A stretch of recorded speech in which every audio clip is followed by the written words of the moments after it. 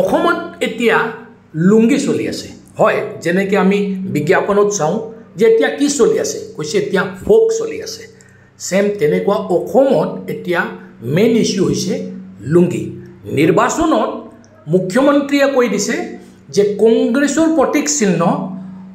হাতৰ খলনি এতিয়া লুংগি হ'ব লাগে লগে লগে এতিয়া লুংগি মেইন ইস্যু হৈ পৰিছে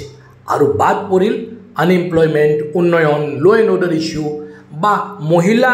নিৰাপত্তাক লৈ ইস্যু এইবিলাক বিভিন্ন ইস্যু এতিয়া নাই মুখ্যমন্ত্ৰী 4 বছৰ কি কৰিলে এইবিলাক কাম কাজৰ খতিয়ানো কোনেও নোখোজে এতিয়া মাত্ৰ লুংগিৰে কথা সংখ্যালঘু সংগ্ৰাম পৰিষদে কৈ দিছে যে তেওঁলোকে লুংগি পিন্ধি এতিয়া ৰাজপথত নামি আন্দোলন কৰিব আৰু ইয়াৰ লগে লগে মুখ্যমন্ত্ৰী হিমন্ত বিশ্বৰ কাম কমপ্লিট এতিয়া মানুহবিলাক উন্নয়ন চাই বা বেলেগ ইস্যু চাই ভোট নকৰে তেওঁ এণ্টি লুংগি বা প্ৰ' লুংগিহে চাব